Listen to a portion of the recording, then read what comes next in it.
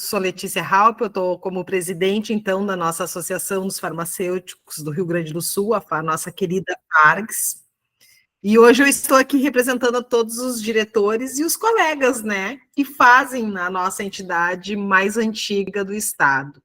Ela nasceu com a missão de integrar, de atualizar cientificamente e também de defender os interesses da categoria farmacêutica. A nossa associação desmobilização temporária por uns 2 anos, mas como uma entidade sólida e antiga que a gente se uniu para colocar ela de volta como uma grande referência aos farmacêuticos. Então, no início deste ano, em janeiro, a nossa diretoria assumiu aí com a expectativa, então, da gente ser atuante.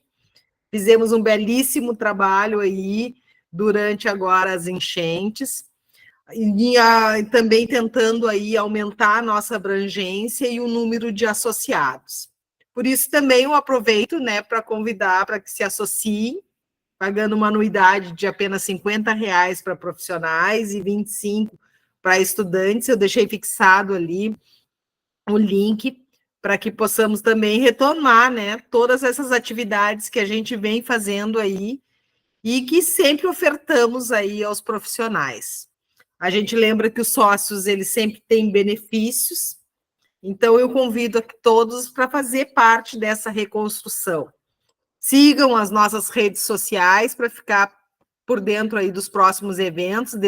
Em agosto agora a gente também vai estar aí recheados de eventos e também nós temos as nossas assembleias. Então a gente vai dar início agora à palestra dessa noite, que é dedicada à arte e à ciência da aromaterapia. Nesse nosso mundo aí tão acelerado e repleto de desafios, encontrar métodos naturais, métodos eficazes para cuidar da nossa saúde física, emocional, então é de grande importância. E é exatamente isso que a aromaterapia nos oferece. Uma maneira de harmonizar o corpo, a mente e o espírito através do poder dos óleos essenciais. Hoje a gente tem aí regulamentação pelo Conselho Federal de Farmácia e também, né, uma das práticas integrativas reconhecidas aí pelo Ministério da Saúde. Então, ela não é só uma prática milenar, ela é uma ciência que se baseia em princípios sólidos e que tem benefícios comprovados. Então, eu agradeço imensamente a presença de todos. Eu desejo que aproveitem ao máximo cada momento desse nosso encontro, que foi organizado com muito carinho pelo Departamento de Práticas Integrativas e Complementares da FARGS, onde nós temos aí a Lúcia Zimmermann, nossa presidente, que está aqui hoje na sala, Janaíne Martins, o César, o nosso palestrante, o Ricardo Duran e a Cristiane Oliveira, que também fazem parte deste nosso departamento, além de vários outros colegas de outros departamentos que estão aqui também presentes. Então, para conduzir essa noite, eu chamo aí o nosso palestrante, o César Augusto Campos, farmacêutico, mestre em toxicologia, com ênfase em produtos naturais. O César, ele é especialista em homeopatia e naturopatia, é aromaterapeuta filiado à Abraroma e terapeuta floral reikiano e auriculoterapeuta. No início ali eu deixei fixado, né, o certificado, que é a lista de presença. No momento que vocês clicarem e preencherem, automaticamente vai gerar o certificado. Eu coloco mais informações ali. Se tiverem algum questionamento, também pode ir colocando no chat, que no momento, depois que a gente terminar a palestra, a gente vai abrir esclarecimentos, vai seguir a ordem. César, estás com a palavra, então, desta noite. Muito bem, obrigado, Letícia. Boa noite a todos. É bom vê-los, sejam todos muito bem-vindos, né? Que a gente possa ter um momento aí para falar de aromaterapia de uma forma bem desconstruída, né? Eu vou botar slides ali, porque é o de praxe, mas se sintam à vontade aí para a gente poder conversar sobre o assunto, para que a gente possa fazer com que o nosso encontro seja o mais leve o possível, tá? Eu vou compartilhar a minha tela aqui para poder compartilhar os slides. Porém, contudo, todavia, entretanto, quando eu fizer isso, eu não vou mais enxergar vocês. Daí vocês me avisem se está compartilhando certinho, se os slides estão mudando, qualquer coisa vocês me avisem, tá? Combinado, pode deixar. Vamos botar aqui.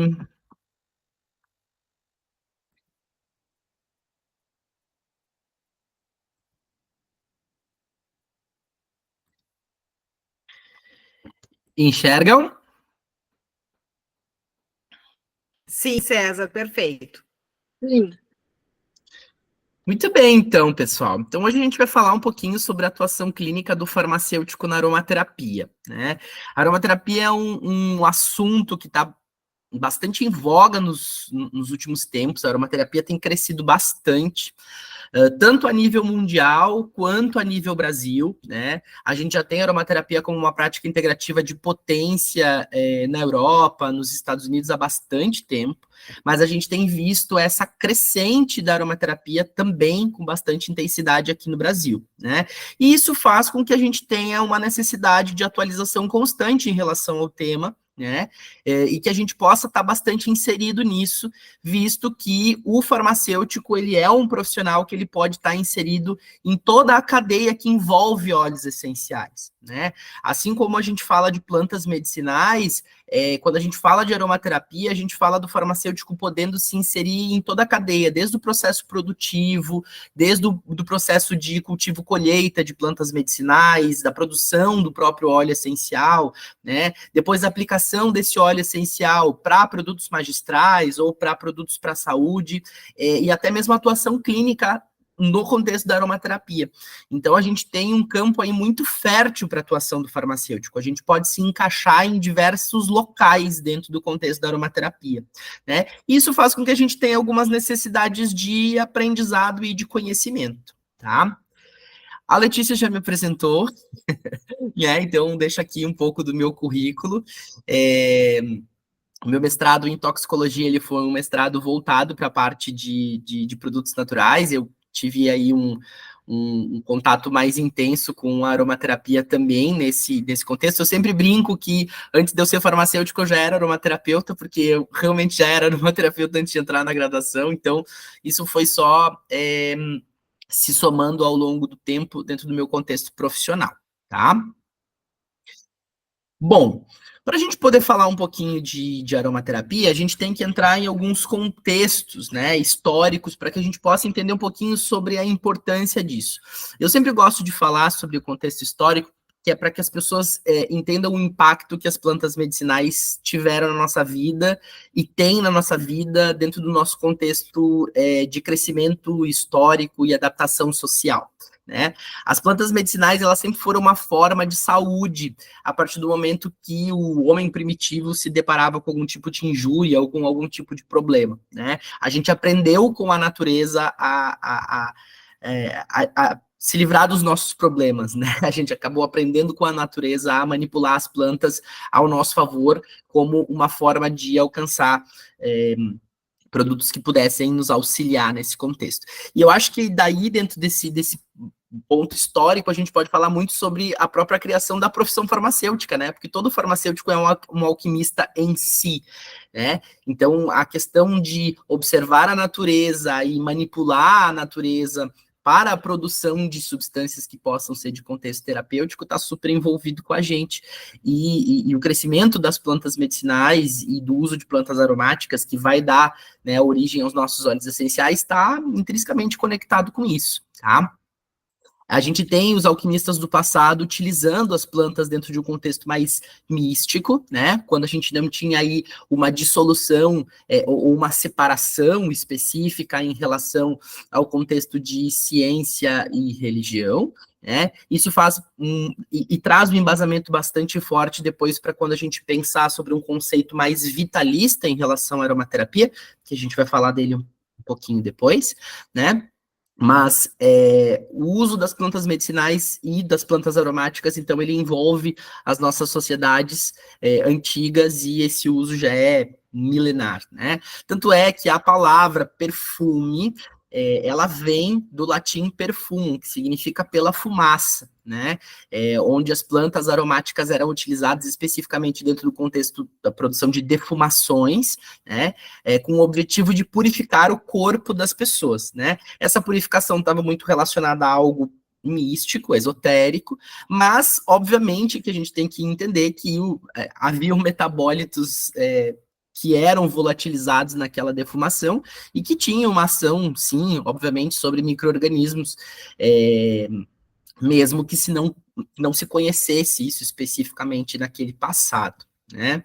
A gente tem um marco bastante importante dentro do contexto de óleos essenciais com Avicena, né, que era um filósofo persa, que foi o Avicena especificamente que aperfeiçoou os métodos de destilação, né? Antes do Avicena, a gente não tinha uma destilação eficiente. A Avicena, ele criou a serpentina, né? Os condensadores, e a partir disso a gente conseguiu, então, produzir óleos essenciais de uma forma mais eficaz. A Avicena dizia que esse processo de destilação era o processo que era capaz de extrair o espírito das plantas, né? Ou seja, o óleo essencial era caracterizado inicialmente como um espírito da planta, né? Como a sua essência primordial ali. Esses óleos essenciais, a partir do momento que eles começaram a ser produzidos, né, por via de destilação, eles tinham inicialmente um contexto mais voltado para as práticas de perfumaria mesmo, né? Inicialmente não se tinha um contexto tão voltado para terapêutica, ou pelo menos essa terapêutica não era algo descrito, né? Poderia ser utilizado, obviamente, naquelas sociedades mais antigas, mas não era algo tão descrito, né? Os hidrolatos, que são a água resultante do processo de destilação, aqui na imagem a gente consegue ver, né? O layerzinho do óleo essencial ali em cima, amarelinho, e a água embaixo, essa água meio turva, com aspecto leitoso, né? Por isso que a gente chama ela de hidrolato, né? Que é essa água resultante do processo de destilação, que é uma água aromática. A gente contém aí dentro dessa água uma pequena parcela de substâncias voláteis que podem ser solvatadas na água, né? E elas ficam presentes aí nesse hidrolato. Os hidrolatos, eles eram bastante famosos dentro do contexto de perfumaria, mas também dentro do contexto da gastronomia, né, onde se utilizava água de rosas, água de flor de laranjeira, tanto nos contextos cosméticos, estéticos, mas também para a produção de alimentos. Depois a gente começou, na era moderna, a não utilizar tantos hidrolatos, os hidrolatos acabaram ficando obsoletos dentro do contexto da perfumaria sintética, né, a partir do momento que a perfumaria sintética cresce, e a gente tem visto uma retomada no uso dos hidrolatos nos últimos anos dentro do contexto da aromaterapia, né? Antigamente, a água floral, né, o hidrolato, ele era um subproduto da produção de óleos essenciais e ele acabava sendo muitas vezes até descartado, né? Entendendo que o óleo essencial era aquilo que se queria obter, né? A gente vem percebendo o crescimento desses hidrolatos, do uso desses hidrolatos, né, com bastante casos, assim, muito positivos no uso do hidrolato dentro do contexto terapêutico e muito seguros, né, porque os hidrolatos, as águas florais, elas são muito seguras de serem aplicadas. A gente basicamente não tem efeitos adversos, basicamente a gente não tem toxicidade dentro do hidrolato, então ele acaba sendo uma forma de aplicar aromaterapia bastante fácil, disponível, mais barata do que o uso do óleo essencial, muitas vezes, né, e bastante segura, principalmente para as pessoas que estão iniciando, tá? E aí, então, a gente tinha essa questão, perdão, do uso dos óleos essenciais, muito voltado para a parte de perfumaria especificamente, né? E aí a gente tem o surgimento da prática aromaterápica mesmo e do nome aromaterapia a partir lá do ano 1910, né, pelo René Gattefossé, tá? O Gattefossé, ele foi engenheiro químico, né, que trabalhava especificamente com perfumaria na França, e ele, em um acidente de laboratório, acabou se lesionando e utilizou óleos essenciais para tratar as suas lesões infectadas, e conseguiu efetivamente um efeito terapêutico importante. Isso fez com que ele começasse a estudar o uso clínico de óleos essenciais, né? Um uso mais voltado para a parte de saúde mesmo dos óleos essenciais, né? Uma aplicação desse tipo de derivado vegetal, não só para um contexto de perfumaria, mas aí para um contexto de saúde, né? E Gattefossé escreveu alguns livros que embasaram bastante a prática aromaterápica dentro de um contexto clínico, né? Baseado nas obras do Gattefossé, a gente teve o Dr. Jean Volney, que era médico e acabou atuando bastante com o uso de óleos essenciais dentro de um contexto mais voltado para a cicatrização, principalmente de feridas, de soldados em guerra, né? Então, essa escola que a gente ouve falar muitas vezes, né, da escola francesa, da escola inglesa de aromaterapia, essa escola francesa, que era do Gattefossé e do Volney, era uma escola muito mais voltada para uma aplicação realmente clínica dos óleos essenciais, né, mais voltada para uma prática de saúde, né, utilizando os óleos essenciais para tratar patologias, né, processos de saúde. E um pouquinho mais para frente desse processo histórico, a gente tem a Marguerite Maury, que era uma inglesa, né, que começou a aplicar especificamente a aromaterapia dentro de um contexto de clínicas estéticas e de bem-estar na Inglaterra, né? E aí ela criou quase que um novo postulado para a aromaterapia, onde essa parte mais holística, energética, conectada com o bem-estar e com a estética, absorveu o uso dos óleos essenciais da aromaterapia, né? Então aqui a gente acaba tendo essas duas grandes vias de atuação histórica da aromaterapia, né? Tanto no contexto físico, clínico, quanto nesse contexto mais de bem-estar, de holismo, né? E também dentro do contexto de saúde estética, tá? A aromaterapia, por definição, então, é uma ciência que visa promover a saúde e bem-estar do corpo, da mente e das emoções, através do uso terapêutico dos óleos essenciais, né, dos aromas naturais das plantas por meio dos seus óleos essenciais. E aí a gente precisa, obviamente, definir, né, o que são esses óleos essenciais, né, para que a gente possa entender melhor especificamente o que são esses óleos essenciais, a gente precisa pegar algumas definições.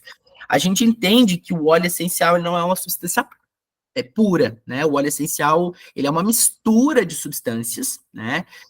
Pouco viscosas, bastante voláteis, derivadas, então, de plantas aromáticas, né? As plantas, elas possuem um metabolismo secundário, que vai ser responsável por produzir substâncias relativas à adaptação da planta ao seu meio, né? E essas substâncias provenientes, então, desse metabolismo secundário, voláteis, né, são extraídas, geralmente por via de destilação por arraste a vapor ou prensagem, a gente vai ver algumas outras vias possíveis de extração, né, aonde essa mistura de substâncias aromáticas é o que nós chamamos de óleo essencial, né? Então, o óleo essencial, ele é uma mistura de substâncias provenientes de plantas aromáticas, né? A nomenclatura de óleo essencial tem a ver com a característica lipofílica desses compostos, né? Mas a gente não pode confundir o óleo essencial com uma substância de conteúdo graxo, gorduroso, né? Porque o óleo essencial, ele não possui cadeias compridas de carbono como as cadeias de ácidos graxos, por exemplo, né? Quando a gente fala de um óleo fixo ou de um óleo vegetal, né? Um óleo de amêndoa, óleo de soja, óleo de semente de uva, a gente está se referindo a óleos que têm um conteúdo graxo, né? A gente está falando aí de substâncias que tenham cadeias de ácidos graxos. Os óleos essenciais não têm essas cadeias. Eles são substâncias, moléculas bem pequenininhas, porque elas são voláteis, né? Então são moléculas bem pequenininhas, bem pouco viscosas, tá? E algumas delas, inclusive, têm essa essa classe lipofílica meio anfifílica, assim, né? A gente tem algumas moléculas presentes dentro dos óleos essenciais que são solvatáveis, principalmente os álcoois, né, os monoterpenóis aí, que são substâncias que acabam indo, por exemplo, para a água da destilação do hidrolato e acabam ficando dentro dessa água, né, do hidrolato. Por isso que a gente tem aquela água perfumada, né, porque a gente tem uma pequena concentração dessas substâncias dissolvidas lá naquela água, tá? A gente tem algumas características clássicas dos óleos essenciais que a gente tem que pensar, né, para que a gente possa aplicar isso clinicamente, quando a gente for se interessar pelo assunto e querer realmente trabalhar com óleos essenciais, né? Então a gente tem que entender que os óleos essenciais, eles vão possuir odor e sabor, são voláteis, né? A gente já fala dos óleos essenciais como substâncias voláteis, a gente pensa que são substâncias principalmente extraídas por via de destilação, né? Então, quando a gente pensa nisso, a gente pensa em substâncias voláteis, né? Vão ser solúveis principalmente em solventes orgânicos, tá? Quimicamente reativos, ou seja, eles têm uma ação terapêutica bastante importante em baixas concentrações, podem passar, sim, por processo de oxidação, tá? Lembrando, oxidação de óleo essencial não é rancificação, tá? Por quê? Porque óleo essencial não é cadeia graxa, né? A gente não tem cadeia de ácido graxo. Isso é um erro clássico que a gente ouve, às vezes as pessoas falarem, né, sobre oxidação de óleo essencial e se referir a essa oxidação como uma rancificação, tá? Então, são algumas questões importantes, até mesmo do próprio farmacêutico que vai estar trabalhando com controle de qualidade, né? Para que ele possa saber essa questão. E, obviamente, um alto valor de mercado agregado. Por quê? Porque a gente tem um rendimento baixo de extração, né? Geralmente, a planta produz óleo essencial em uma porcentagem baixa, a gente está falando ali de 0,3% peso-volume, né? Então, assim, plantas que rendem bem, né? Porque a gente tem plantas que rendem muito menos do que isso. Então, geralmente são substâncias que exigem uma quantidade bastante grande de material vegetal, né, para que a gente possa extrair o óleo. Então, realmente, óleo essencial é um produto de valor agregado no mercado. Óleo essencial não é barato. Se óleo essencial for barato demais, a gente desconfia dentro de um contexto de qualidade, né? Porque a gente não consegue tirar leite de pedra, né? A planta, ela tem um determinado tipo de rendimento e a gente não consegue render mais do que aquilo. Então, a gente pode pensar que se o óleo essencial é barato demais, ele possivelmente pode não se tratar de um óleo essencial puro, ele pode se tratar de um óleo essencial misturado com alguma outra coisa, um óleo essencial já diluído, ou até mesmo de um óleo essencial adulterado, tá? E aí a gente vai para característica que talvez é o que mais confunde as pessoas, né? Sobre a diferença do óleo essencial e da essência sintética, né? Então, o óleo essencial não é essência. Quando a gente se refere ao óleo essencial, a gente está falando de uma mistura complexa de substâncias provenientes do metabolismo vegetal, extraídas por via de destilação, né? Então, o óleo essencial, ele é um produto natural. Quando a gente fala de uma essência, as essências geralmente são sintéticas, produzidas na indústria com um objetivo, né? De gerar um odor agradável a uma determinada preparação ou um sabor agradável a uma determinada preparação, né?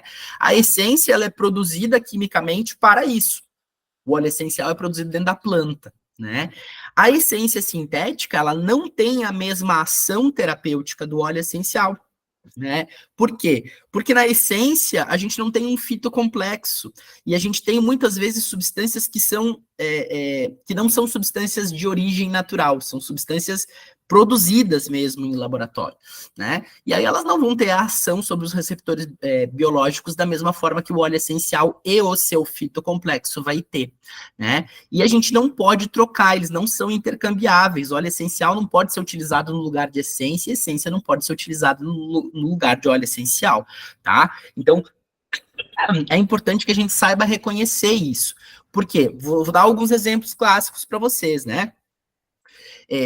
Uma indústria lá de domes sanitários. A gente não vai botar óleo essencial que custa caríssimo litro para fazer um desinfetante, né, para passar no piso, para limpeza de piso. A gente não vai usar óleo essencial para isso. É um produto muito caro, a gente precisa de uma quantidade muito grande de planta para isso. Então, nesse local, a gente vai usar uma essência, né? Agora, eu vou produzir um sérum facial cicatrizante e eu quero utilizar lavanda para ele. Eu vou utilizar um óleo essencial de lavanda, porque se eu botar uma essência de lavanda, eu não vou ter efeito terapêutico nenhum, tá? Então, são produtos que eles não são intercambiáveis e que, muitas vezes, por uma dificuldade da gente conseguir entrar em contato com esses conceitos de uma forma mais correta, as pessoas acabam se confundindo muito, porque geralmente no mesmo lugar onde vende o óleo essencial, também vende a essência, né? Se a gente for parar para pensar em farmácias de manipulação, ou até mesmo em drogarias, a gente tem geralmente os óleos essenciais sendo vendidos nesses lugares, mas a gente também tem essências sendo vendidas nesses lugares.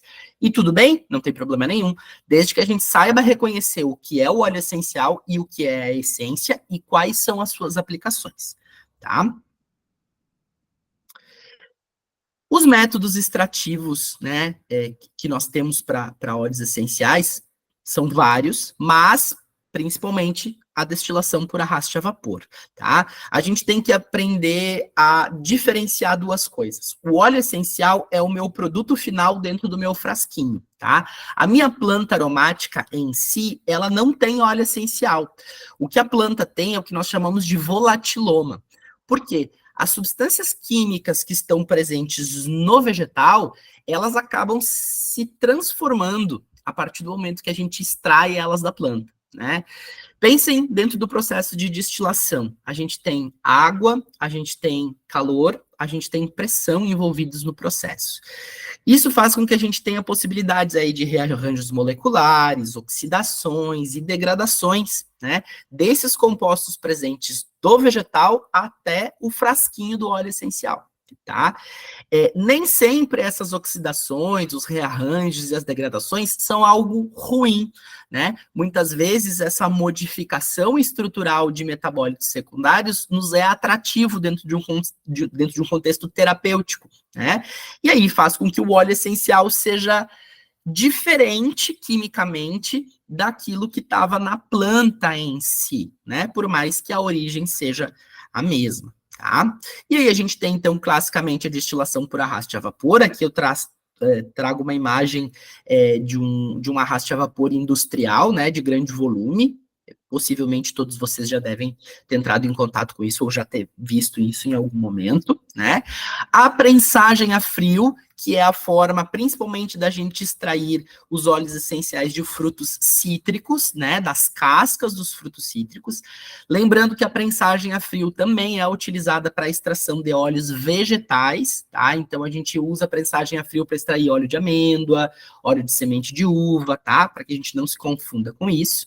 A gente tem métodos extrativos mais modernos, como a extração por supercrítico, né, por CO2, tanto CO2 total quanto CO2 fracionado. Essa extração por CO2, ela é a extração que vai nos dar por origem um óleo essencial com constituintes químicos mais parecidos com a planta, porque na extração supercrítica a gente tem muito menos oxidações, rearranjos moleculares e mudanças, né? Então, o óleo extraído por CO2, ele é o óleo mais próximo realmente do volatiloma, tá?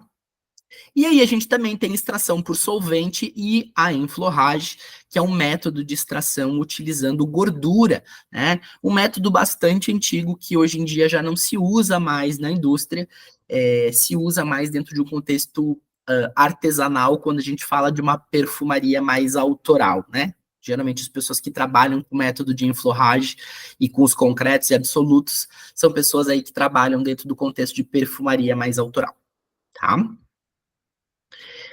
A aromaterapia, ela é uma prática integrativa que tem várias vias de ação. Isso faz com que a aromaterapia seja uma prática integrativa muito ampla, porque a gente pode trabalhar com ela por diversas faces, né?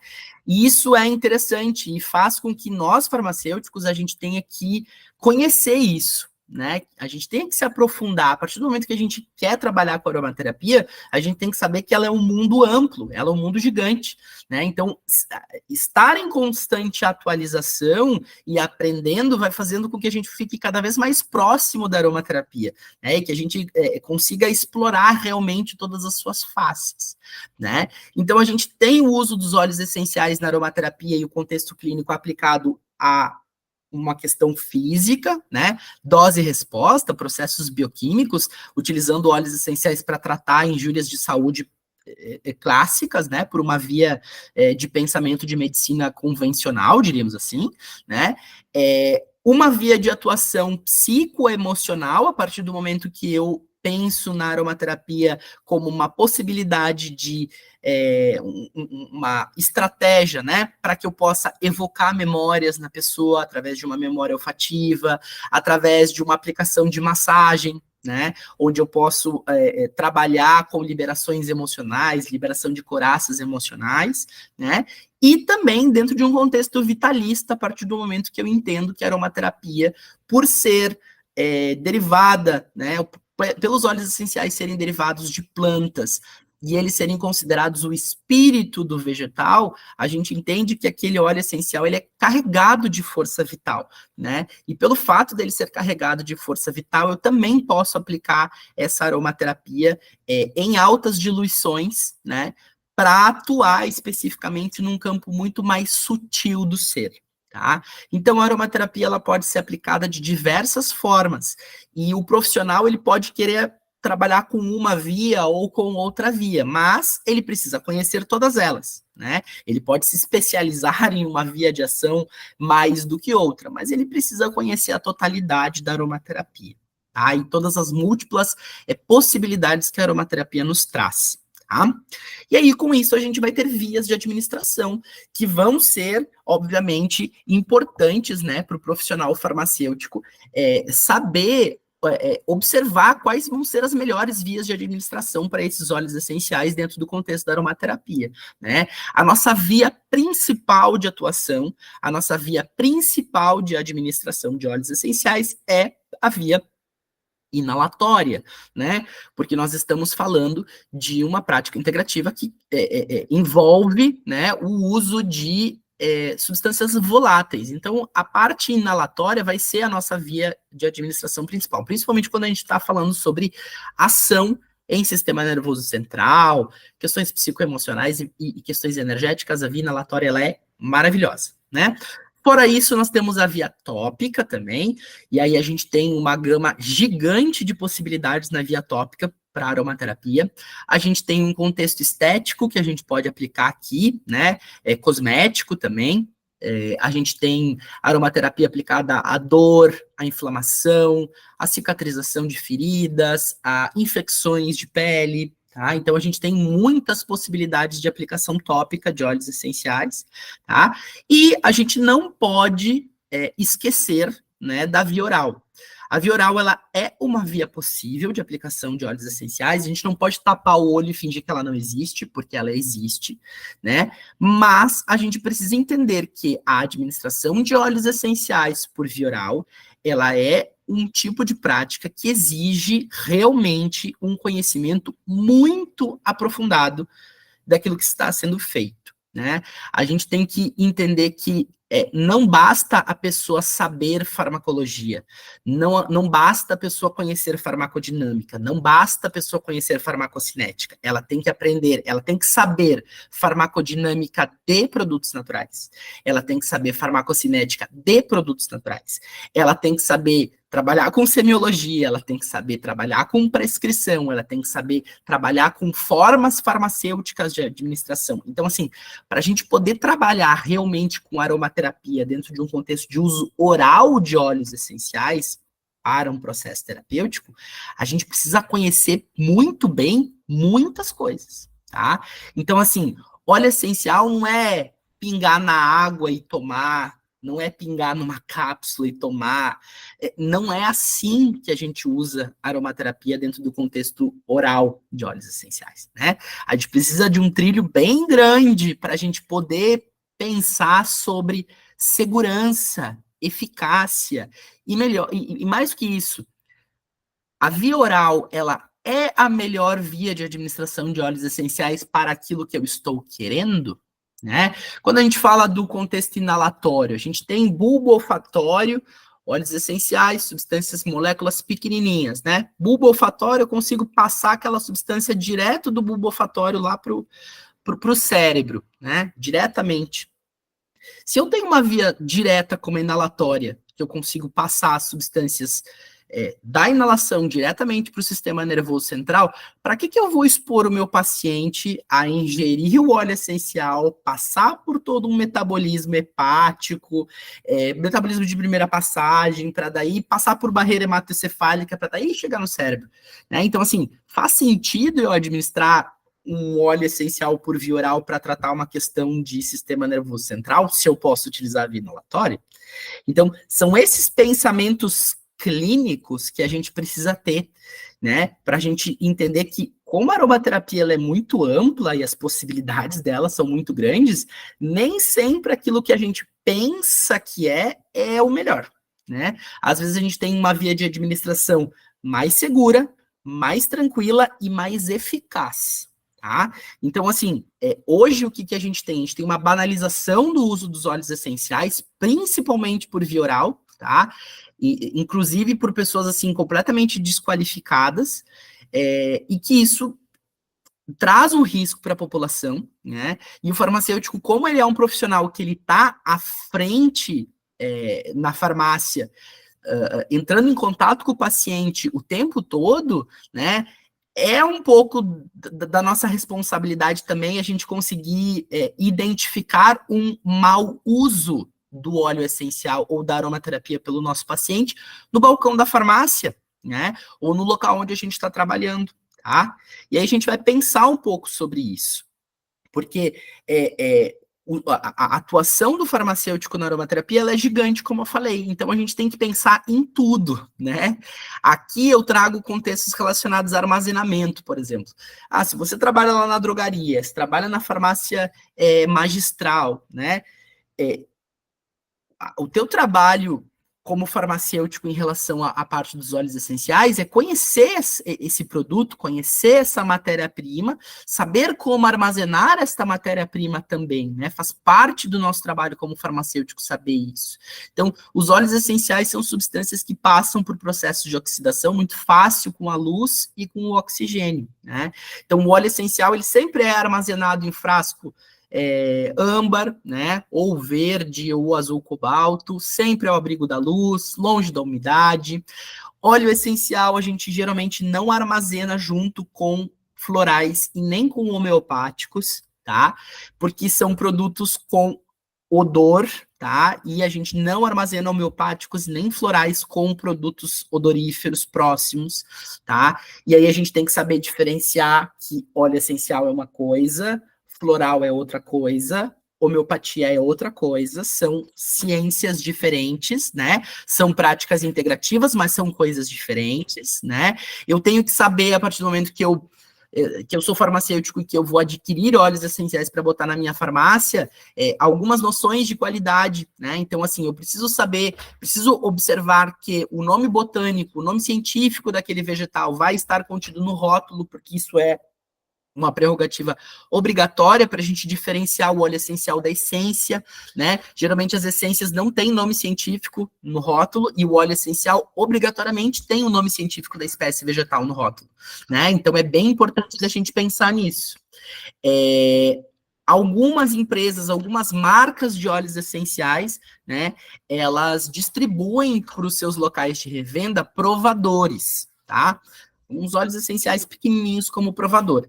A gente tem que tomar cuidado, porque as pessoas têm costume de, é um cheirinho pingar na mão e esfregar e não sei o que para sentir, né? E a gente tem que saber orientar a pessoa de que o provador não serve para isso, porque nós temos óleos essenciais que podem ser bastante irritantes, né? Então a gente não usa o provador dessa forma. O provador ele é sempre olfativo mesmo, a gente é só para sentir o cheiro, tá? Sobre a questão das adulterações e falsificações, que também é uma parte nossa como farmacêutico prestar atenção nisso, né? Então, O preço é uma das questões pontuais, né? A gente entende que produtos muito baratos ou óleos essenciais que todos eles têm o mesmo valor, que não há uma diferenciação entre um e outro, pode se tratar de um produto que não é aquilo que parece, tá? Por quê? Cada planta tem um rendimento extrativo diferente, né? Se as plantas têm rendimentos extrativos diferentes, eu não tenho como padronizar o preço de um óleo de hortelã com um óleo de lavanda. Os rendimentos dessas plantas são diferentes, os custos de produção dessas plantas são diferentes, logo vão ser produtos com preços diferentes, né? Como eu comentei, as plantas rendem pouco óleo essencial, né? Então a gente precisa de muita planta para conseguir produzir. Logo, a gente entende que um produto que seja muito barato, possivelmente pode ter algum tipo de problema, tá? Outra questão importante, né? A gente vê no rótulo lá se o óleo essencial tem o número de registro na Anvisa, né? Os números das autorizações, a presença do responsável técnico, né? Os óleos essenciais geralmente são registrados no Brasil em 3 categorias. Ele pode ser produto alimentar, né, registrado como alimento, como flavorizante, como cosmético, que é o mais comum, ou como produto domissanitário ou saneante, tá? Então, geralmente são essas formas. O que é mais comum, geralmente, são os cosméticos, tá? As boas empresas que vendem óleos essenciais, né, elas disponibilizam, então, os laudos de qualidade, né, os laudos por cromatografia gasosa, que é o nosso padrão ouro aí, para a gente poder verificar a qualidade de óleos essenciais. Mas não só isso, hoje em dia a gente já tem testes melhores, principalmente para ver as questões de quiralidade dos metabólitos secundários, que ao longo do tempo, a tecnologia de análise vai crescendo, né? O nosso padrão de controle de qualidade ele vai crescendo, mas as adulterações também vão ficando mais sofisticadas, né? Então, a gente vai tendo que inserir testes aí para melhorar o quesito qualidade de óleos essenciais, né? E aí, as características organolépticas clássicas também, que são um fator importante para controle de qualidade, tá? Dentro de um contexto clínico, a gente lembrar sempre sobre o uso irracional, abusivo ou errado de óleo essencial, e a gente, como profissional, poder identificar isso, possivelmente, em um paciente que esteja na nossa frente ou uma pessoa que venha até a farmácia buscar um óleo essencial para uma determinada situação, né? Porque ouviu falar em um lugar, porque o parente comentou, porque leu na internet, né? Para que a gente possa auxiliar essa pessoa a fazer um uso que seja racional e que a gente possa evitar problemas, né? Então, o que a gente tem que pensar clinicamente, né?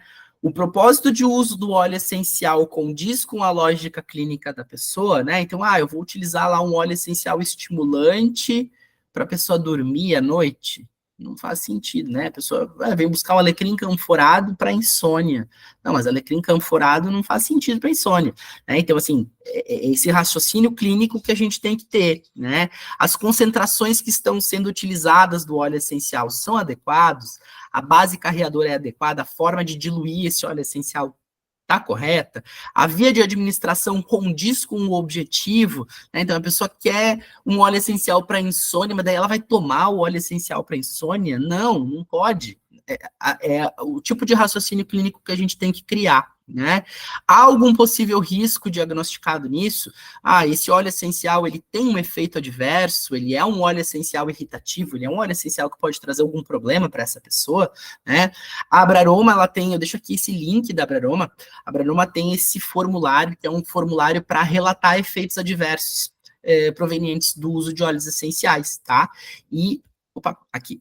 E todo mundo pode entrar lá e fazer relatos. Então, se os colegas tiverem aí casos, né, de relatos de efeitos adversos, vocês podem cadastrar lá na Abraroma, que a Abraroma sempre está computando esses dados, tá? A gente tem que pensar também, obviamente, clinicamente, dentro de um contexto de interações e efeitos adversos, né? A gente tem que saber se o nosso paciente faz uso de medicação contínua, se essa medicação, porventura, pode interagir com o meu óleo essencial, com a via de administração que eu imagino que seja via de administração para o meu paciente, né? Eu preciso saber se o meu paciente já foi um paciente que teve reação anafilática ou reação alérgica grave, importante, né? Porque os óleos essenciais, eles podem gerar processos alérgicos, e aí a gente tem que ficar de olho nisso, né? Temos comorbidades do meu paciente, qual que é a idade dele, é gestante, né? Para eu poder entender quais são as doses específicas que eu vou estar utilizando desse óleo essencial, quais são as diluições adequadas, né? A forma de escolher uma via de aplicação, tá? As concentrações de uso são seguras para aquela via de administração que eu escolhi, né? Então, são contextos aí que a gente tem que pensar, tá? Sobre as bases carreadoras, quando a gente for diluir o óleo essencial, porque os óleos essenciais, eles não são utilizados de forma pura, principalmente se eles forem aplicados na pele, né? Então, a gente sempre tem que diluir ele. A gente tem doses usuais que ficam entre 0,5% e 5% de óleo essencial, ou de um blend de óleos essenciais, tá? A gente tem, geralmente, os óleos vegetais, ou os óleos graxos, como uma boa forma de carrear esses óleos essenciais, né? Uma boa forma de diluí-los, mas a gente também tem cremes, loções, shampoos, enfim, a gente pode aplicar óleo essencial em muita coisa.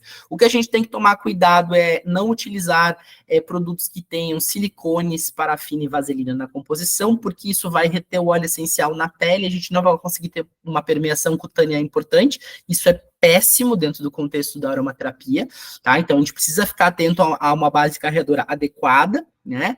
Se a gente for utilizar géis ou uma mistura de tensoativos, como um sabonete ou um shampoo, geralmente a adição do óleo essencial pode ou quebrar a base ou gerar uma turvação dentro do contexto farmacotécnico, né? E a gente tem que prestar atenção nisso também, porque isso pode modificar um pouco a aparência do nosso produto final, tá?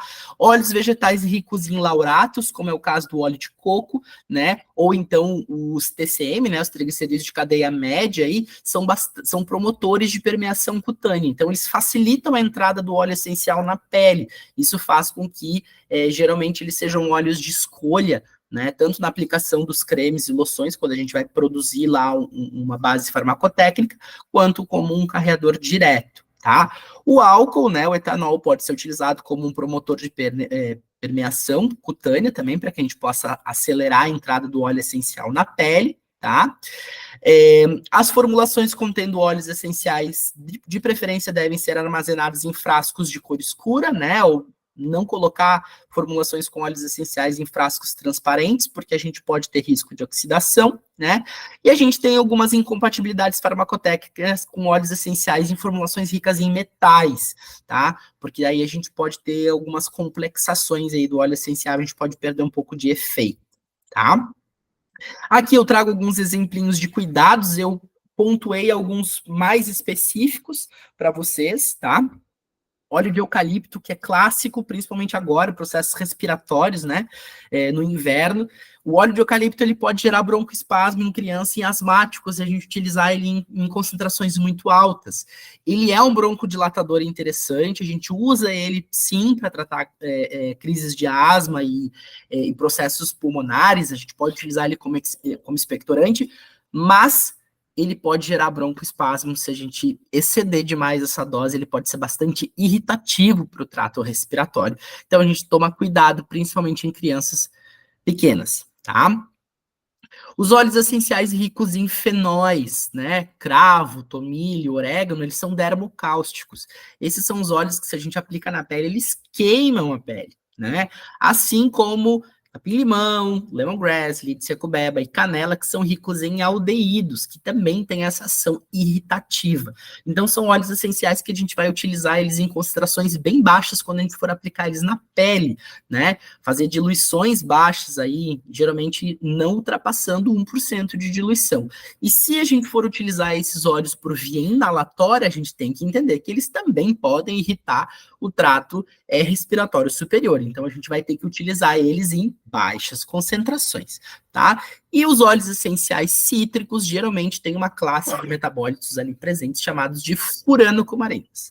As furanocumarinas, elas exercem fototoxicidade na pele, ou seja, geram aquelas queimaduras solares. Sabe aquela queimadura do limão? Quando a pessoa foi lá na praia, fez a caipirinha, não lavou a mão direito e fica com aquela queimadura horrível. Às vezes, inclusive, uma queimadura bolhosa, né, que pode gerar uma queimadura mais séria, né? é por causa da presença dessas furano-cumarinas. A gente já tem óleos essenciais no mercado hoje que são óleos essenciais livres de furano-cumarinas. Geralmente o óleo essencial livre de furano-cumarina, ele tem uma sigla no rótulo escrito LFC, livre de furano-cumarinas, tá? Os óleos cítricos, então, que são mais perigosos nesse contexto, são os óleos de limão siciliano, bergamota, tangerina, laranja amarga, né? Que vão ser os óleos que a gente vai ter que cuidar mais, certo? E para a gente poder finalizar, porque eu acho que o meu tempo também já está acabando, eu tentei ir mais rápido para conseguir passar tudo, para que a gente possa embasar a nossa atuação clínica com aromaterapia nesse momento. O que que nós temos, né? Nós temos a resolução 732 de 2022, né, que fala sobre a atuação clínica, a atuação do farmacêutico em práticas integrativas e complementares, tá? Essa resolução diz que o farmacêutico, né, pode atuar no âmbito das PICs, em todas as PICs que são reconhecidas pelo Ministério da Saúde. E a aromaterapia é uma prática integrativa reconhecida pelo Ministério da Saúde, ela está dentro da PNPIC, né? Dentro das 29 práticas integrativas que constituem a PNPIC, tá? Então significa que nós, farmacêuticos, podemos atuar em aromaterapia através desta resolução, né? Essa resolução recomenda que o farmacêutico, né, tenha a sua certificação de conhecimento da prática para poder atuar, né? Então, significa que o farmacêutico ele precisa ter algum tipo de curso, ele precisa conhecer a aromaterapia para poder atuar na aromaterapia, tá?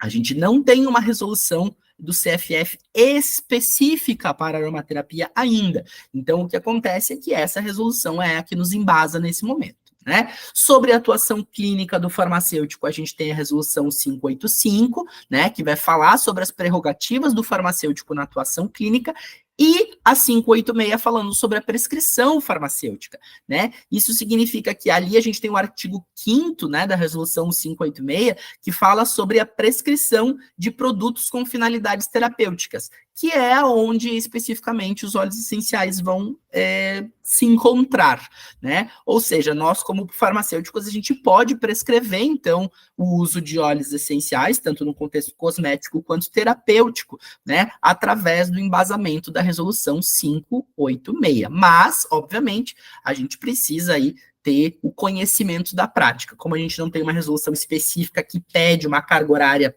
específica também, né? O que nós temos nesse momento é os conselhos regionais aí vão estar atuando para validar os certificados dos cursos, enfim, e dos treinamentos que os colegas estão fazendo, né, para poder atuar especificamente nesta área, certo?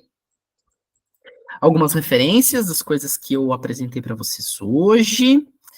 Aqui fica o meu e-mail e o meu Instagram, para que vocês possam me seguir se precisarem de alguma coisa, quiserem trocar alguma ideia. E agora eu vou parar o meu compartilhamento aqui, para eu poder enxergar vocês de novo. Aqui, cá estou eu, voltei, agora enxergo vocês de novo. Nossa, César, muito legal. Mas assim, eu acho que é para despertar, para a gente querer buscar o conhecimento, né? Muito mais aprofundado. Aí a gente vê a importância nossa como farmacêutico, né? Ser detentor de conhecimento e também no nosso papel cuidador, né, da saúde da população, usando, né, hoje as práticas integrativas que a gente vê que cada vez mais estão sendo utilizadas e procuradas pela população. Então, assim, ó, a gente tem que ter realmente esse conhecimento e, nossa, como a gente tem que aprofundar com o que tu falou ali, dando uma pincelada que é muito importante, né? Nós já temos aqui alguns questionamentos, além de várias palminhas aí que tu está recebendo, né? Que quando tu fala ali que não tem óleo essencial, é do mesmo jeito que a planta, não é um chá ou um fitoterápico. Vai depender do processo que é utilizado para fazer o processo final. Na verdade, o que acontece é o seguinte: quando a gente faz a extração do óleo essencial, né, geralmente quando a gente utiliza a técnica mais comumente utilizada, que é a destilação por arraste a vapor, aquelas substâncias químicas, os metabólitos secundários que estão presentes no vegetal, eles passam por esses processos químicos durante o processo extrativo. E aí a gente acaba tendo dentro do óleo essencial algumas moléculas diferentes do que a gente tinha lá na planta, né? A gente tem aquela conexão de álcoois com éteres e assim a gente vai seguindo, tá? Com ésteres, perdão. Então, o que a gente tem é uma modificação de substâncias. A gente tem um exemplo clássico disso, que é a camomila, tá? Nós temos um tipo de óleo essencial que é a camomila azul, camomila alemã, né? Dentro da planta camomila, nós temos uma substância chamada de matricina, né? A matricina, a partir do momento que a gente utiliza a destilação e o calor, a gente degrada a matricina e a gente transforma ela em azuleno. E aí a gente tem um óleo essencial de cor azul, tá? Então esse é um exemplo clássico do que acontece no processo. A gente não tem matricina dentro do óleo essencial de camomila alemã, né? De camomila azul. A gente tem azuleno. Por quê? Porque a gente degradou a matricina no processo, tá? Então, essa é a questão. No volatiloma, ou seja, no vegetal em si, nós temos uma substância. No óleo essencial, nós temos uma derivada dela, tá? Então, isso acontece bastante. Nos outros métodos extrativos, quando a gente fala de um chá, de uma infusão, a gente também tem esse processo, porque a gente também envolve água, a gente também envolve temperatura. Mas dentro de um processo de destilação especificamente, a gente tem pressão, uma temperatura mais alta, uma quantidade, um volume de vapor maior e um tempo de exposição muito maior também. Geralmente, as destilações grandes, assim, elas demoram, às vezes, 8, 12, 24 horas para ficar pronta, né? Então, aquela planta, ela está em contato com aquele calor, com aquela temperatura, com aquela água por um tempo muito mais prolongado, tá? Mas, como eu falei, não necessariamente isso seja ruim. Muitas vezes, o que está ali dentro do óleo essencial é algo que a gente gostaria de ter, né? No caso ali da camomila, a gente gosta de ter azuleno ali, porque é um cicatrizante maravilhoso. Então, né, faz parte do processo. César, assim, ó, outro questionamento que entrou aqui, se a gente pode extrair o óleo essencial de todas as plantas ou tem um grupo específico para se fazer essa extração?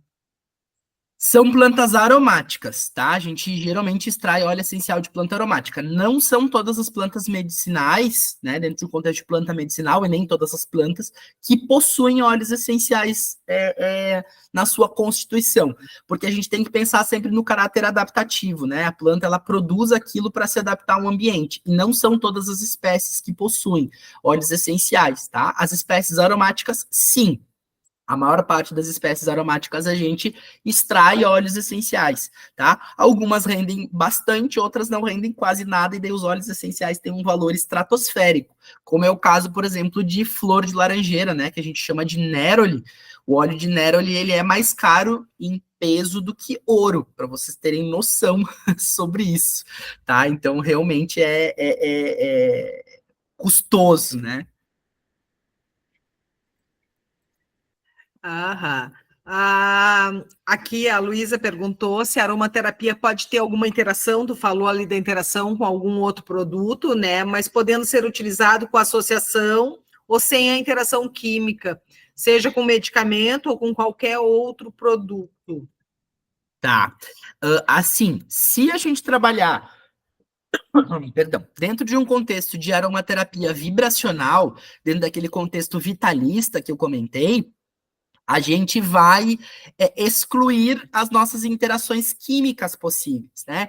Porque para vocês terem uma noção, assim, quando a gente trabalha com aromaterapia vibracional, por exemplo, a gente usa diluições, ultradiluições, diluições muito baixas. Tipo assim, uma gota de óleo essencial para meio quilo de creme, por exemplo. Uma quantidade muito baixa.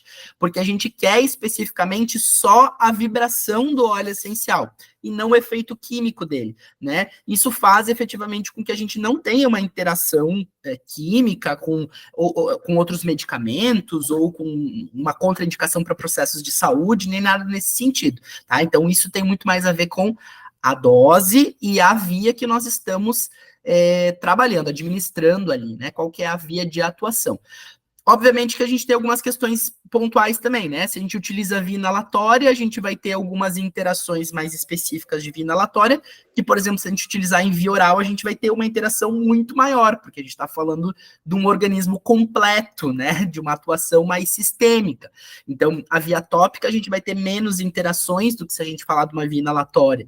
Então, também dependendo da via de administração, a gente vai ter mais ou menos interação, né? Ou efeito adverso também em relação a um processo de saúde que o nosso paciente tem, né? É por isso que a gente precisa conhecer para construir esse pensamento clínico, né? Então, é importante que o farmacêutico assuma essa posição, porque a gente é o cara dos produtos naturais, entendeu? A nossa profissão é a profissão dos produtos naturais, e a gente que tem que assumir esse papel.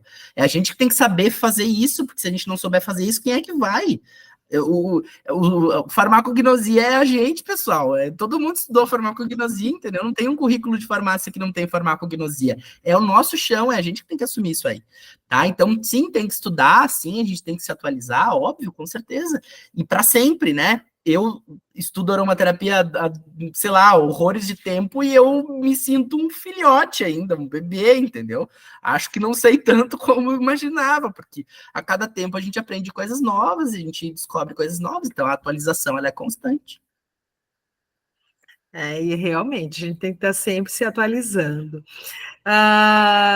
Quais os tipos, né, de óleos essenciais que são mais empregados por via oral e para quais patologias? Tá, o que nós temos hoje, clássico, tá?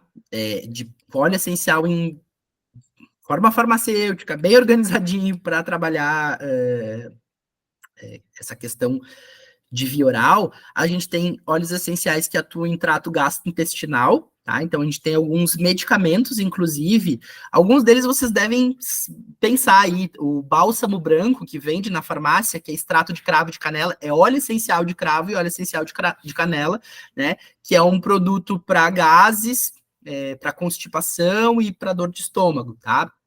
A gente tem a funchicória, que era bastante utilizada também antigamente, com extrato do Realum palmatum e óleo essencial de funcho, tá? Então, a gente tem vários produtos farmacêuticos, assim, que se a gente olhar na composição, o que acontece é que boa parte desses produtos farmacêuticos, o óleo essencial, ele tá como excipiente e não como ingrediente ativo. No caso do bálsamo branco, por exemplo, ele tá como ingrediente ativo, né? Tanto o cravo quanto a canela. A gente tem o Mentalive também, que é um medicamento à base de óleo essencial de hortelã-pimenta para tratar a doença de Crohn, tá?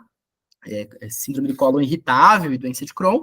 Então, geralmente, o que a gente tem mais, assim, é essa questão de trato gastrointestinal. A gente tem via de aplicação tópica, daí, quando a gente fala, por exemplo, do Asheflan, o Asheflan é feito com óleo essencial de erva baleeira, né, o Cordia verbenácea, padronizado lá em alfa-umbuleno, um efeito maravilhoso, mas daí por via tópica, tá? Essas vias orais, a gente tem mais realmente essa questão de trato gastrointestinal. Tá? A gente tem um medicamento à base de óleo essencial de lavanda para tratamento de transtorno de ansiedade. É um medicamento que se chama Silexan, um medicamento clássico na Europa. No Brasil a gente não tem, mas no Brasil a gente tem uma forma, que agora eu esqueci o nome, que a gente prescreve na manipulação, tá? Por via de farmácia magistral, que é uma ciclodextrina com óleo essencial de lavanda, para uso oral, é uma cápsula, é um óleo essencial em pó, eles inclusive falam sobre ser um óleo essencial em pó para administração por via oral, tá? Em cápsulas. Me fugiu o nome da patente, vou até pesquisar e aviso para vocês, mas temos, daí esse está disponível no Brasil para tratamento de sintomas de ansiedade, insônia, coisas nesse sentido. César, nós tivemos aqui um questionamento, se tem alguma plataforma ou um app que a gente pode verificar potenciais interações medicamentosas dos óleos essenciais com outros medicamentos, né? A gente sabe que medicamentos a gente tem, mas para os óleos essenciais, se tu... Interação medicamentosa com óleo essencial de app e plataforma, não. O que a gente tem mesmo é estudo que a gente busca, e assim, ó, base de dados para a gente buscar a interação medicamentosa com óleo essencial em base de dados, o que a gente tem que fazer? A gente tem que olhar para o óleo essencial, ver o constituinte majoritário que a gente tem lá, né? Vai pegar a cromatografia do óleo e vai ver que o óleo é 80% de limoneno, por exemplo.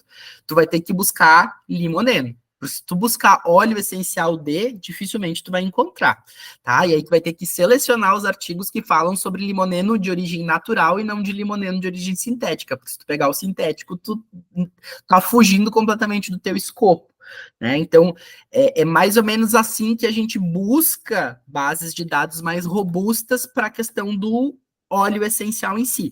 Por exemplo, laranja doce, né? Óleo essencial de laranja doce é 96% de limoneno, tá? De D-limoneno, limoneno destrógeno.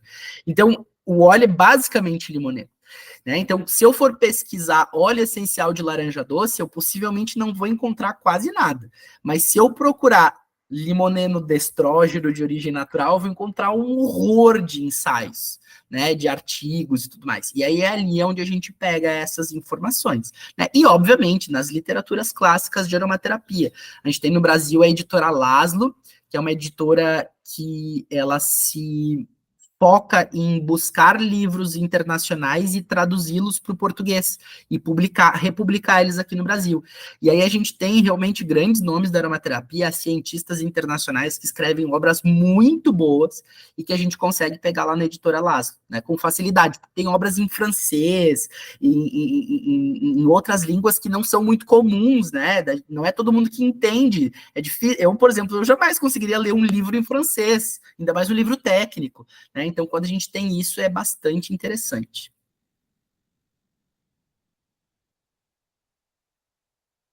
Letícia, tu tá com o teu microfone fechado aí.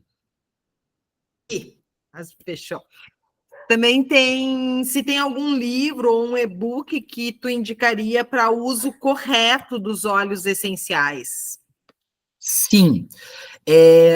Livros, tá? O que a gente tem de livros? Como eu falei, a editora Laszlo, se vocês entrarem em contato com a editora Laszlo, vocês vão ver muitos livros muito bons, tá? Eu gosto muito do O Grande Manual da Aromaterapia, do Dominique Bourdeau. É um francês que traz um livro bastante robusto, tá? A gente tem também um livro, que agora eu me fugiu o nome do autor, mas ele se chama Aromaterapia Clínica, também é um livro publicado na editora Laszlo, tá? Que fala bastante sobre essa questão da atuação clínica. Tem um livro que eu acho fantástico, que é Óleos Essenciais Antivirais, tá?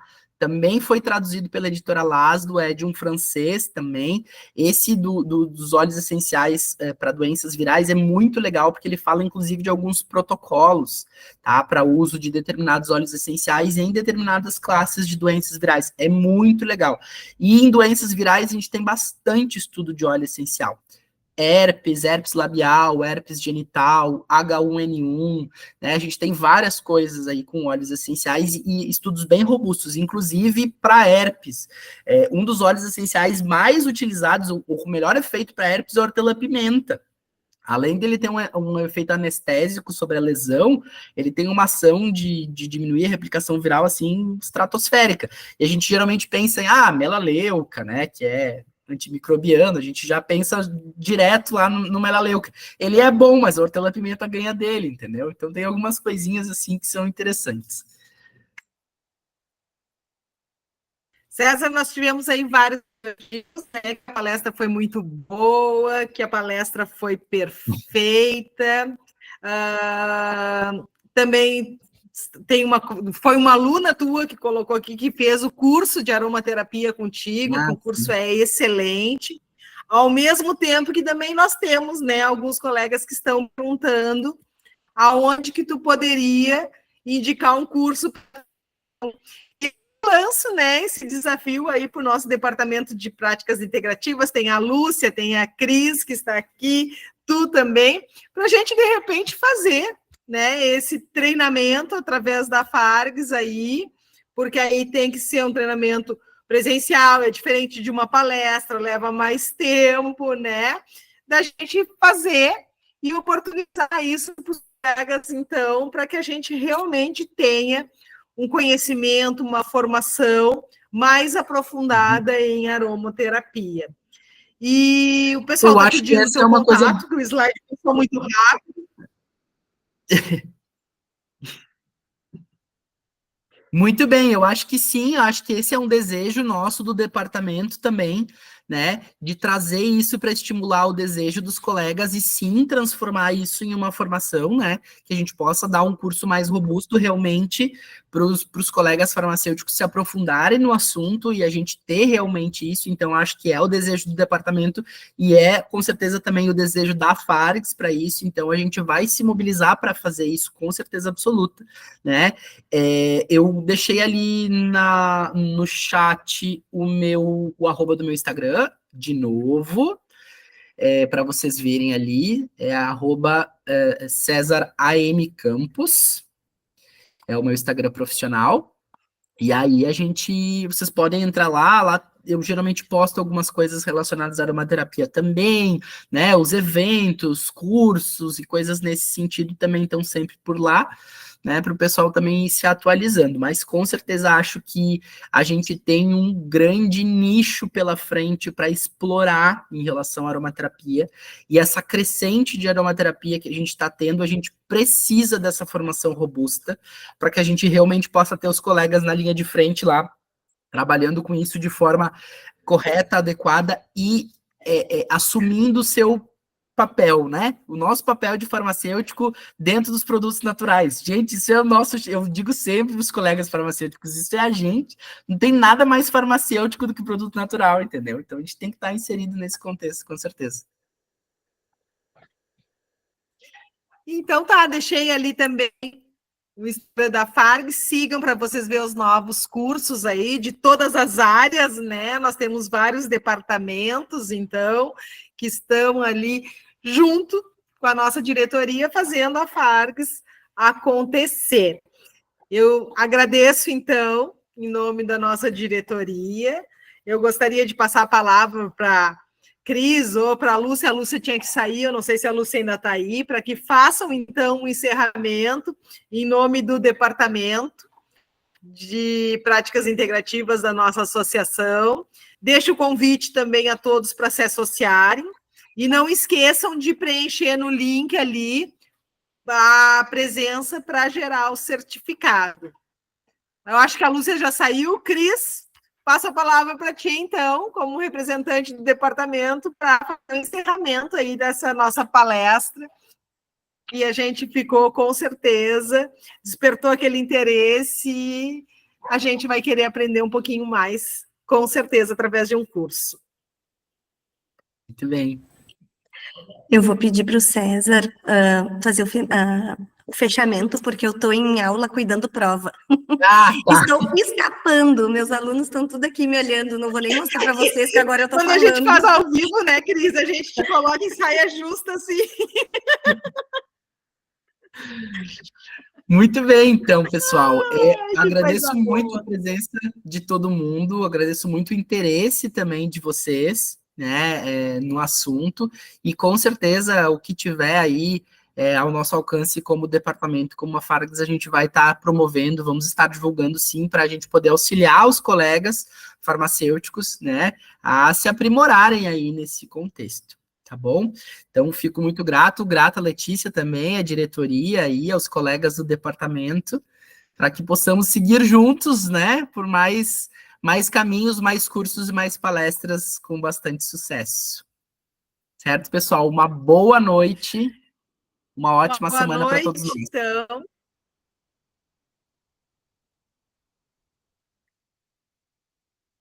Tchau, gente.